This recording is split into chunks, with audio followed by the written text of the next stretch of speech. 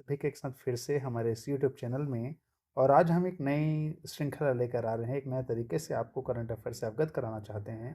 दोस्तों, आप सभी जानते हैं कि सिविल सर्विसेज की तैयारी में डेली न्यूज़पेपर रीडिंग की बहुत बड़ी ज़रूरत होती है और न्यूज़पेपर के द्वारा ही अधिकांश करंट अफेयर और उससे संबंधित सवाल और उससे समान अध्ययन से जो भी सवाल बनते हैं वे हम रिवाइज कर सकते हैं और वह हमें करना चाहिए। तो इसी श्रृंखला में आप सभी के कीमती समय को बचाने के लिए हम आज की तारीख 16 फरवरी के न्यूज़पेपर से कुछ विशेष आपसे जो चर्चाएं हैं, उस परीक्षा संबंधित चर्चाएं हैं, उनको चर्चा करेंगे। तो सबसे पहली खबर है कि कल हुए विधानसभा में छत्तीसगढ़ के मुख्यमंत्री विष्णु साय जी ने घोषणा की कि वे एक नई योजना लेकर आएंगे और योजना का नाम होगा नियत नीलानार। जैसा आपको नाम से स्पष्ट होगा, नाम से ही आपको स्पष्ट है, योजना का नाम है नियत नीला नार। नियत नीला नार।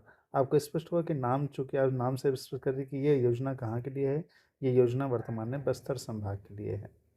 बस्तर संभाग में आप सभी जानते हैं कि नक्सल जो समस्या है वह विकट है और उस नक्सल समस्या के निदान के लिए वहाँ पे विभिन्न पुलिस कैंप खोले जा रहे हैं। तो इस योजना के अंतर्गत जो 14 पुलिस कैंप वर्तमान में, जो नए 14 पुलिस कैंप छत्तीसगढ़ शासन के द्वारा खोले जा रहे हैं, उन पुलिस कैंपों के 5 किलोमीटर के दायरे पे, उन जो 14 पुलिस कैंप हैं, उन पुलिस कैंपों के 5 किलोमीटर के रेंज पे ये विशेष विभिन्न प्रकार की जो 32 मूलभूत सुविधाएं हैं वो शासन द्वारा क्या किया जाएगा, वहाँ प्रदान किया जाएगा।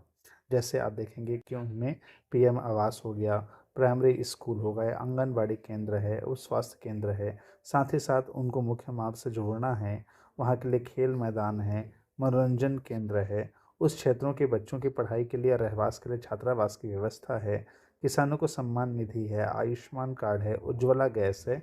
तो विभिन्न प्रकार की जो भी मूलभूत सुविधाएं हैं, उस पुलिस कैंप जिस गांव में होगा, जिस क्षेत्र में होगा, उस क्षेत्र से 5 किलोमीटर के दायरे पे क्या होगा, ये 14 पुलिस कैंप हैं, इनके 5 किलोमीटर के रेडियस पे शासन के द्वारा नियत नीलानार, अच्छा आपका अच्छा गांव, इसका हिंदी पे अर्थ होता है आपका अच्छा गांव। तो अब देखते हैं इसे सवाल क्या आ सकते हैं। पहला सवाल क्या है कि नियत नीलानार का मतलब क्या है। नियत नीलानार का मतलब क्या है, नियत नीलानार कौन कौन से जिलों में योजना लागू हो रही, तो इसे ध्यान दीजिएगा कि दंतेवाड़ा, सुकमा, बीजापुर, नारायणपुर में जो पुलिस कैंप है, तो इन पुलिस कैंपों को आदरणीय मुख्यमंत्री जी के द्वारा विकास कैंप का नाम दिया गया है कि पुलिस कैंप केवल सुरक्षा के लिए नहीं है, ये उस क्षेत्र के विकास के लिए है। तो इन क्षेत्रों को विकास कैंप का नाम दिया गया है। इस विकास कैंपों के द्वारा उन क्षेत्रों में मोबाइल टावर और जो भी मूलभूत सुविधाएं हैं जो नक्सल समस्या के कारण नहीं पहुंच पा रही है, इन विकास कैंपों के माध्यम से क्या हो जाए, पहुंच पाए।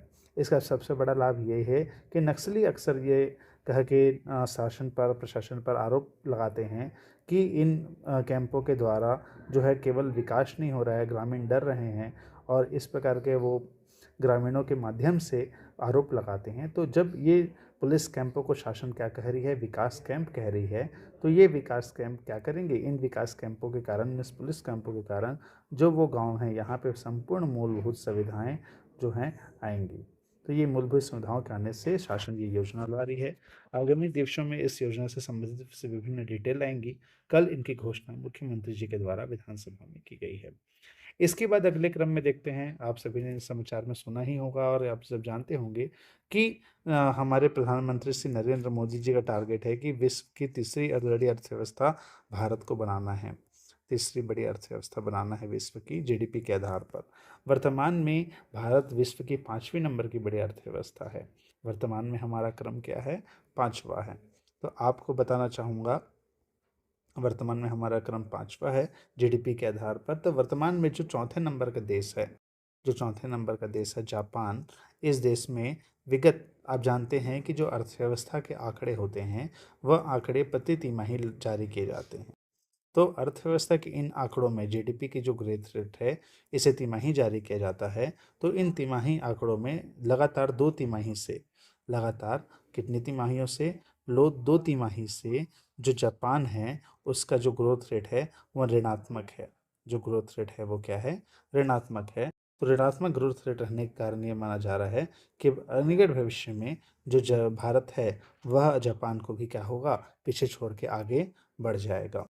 इसके बाद इसका कारण ये माना जा रहा है कि जो कि लगातार 2 तिमाही से निगेटिव है इसी ग्रोथ रेट, तो जापान अभी वर्तमान में मंदी की चपेट में है। इसके साथ ही अभी तीसरे नंबर की अर्थव्यवस्था जर्मनी है और चौथे नंबर पे जापान है और पांचवें नंबर पे हमारा भारत है। इसके बाद अब देखते हैं अगले क्रम में। आप सभी जानते हैं कि 21 जून भारत में योग को अभी महत्व दिया जा रहा है और प्रतिवर्ष 21 जून को अंतर्राष्ट्रीय योग दिवस मनाया जा रहा है।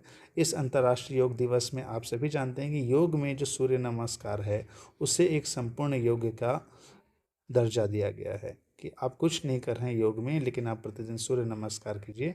आप योग के बराबर, सभी योग आसनों के बराबर आपको फल प्राप्त होगा, लाभ प्राप्त होगा।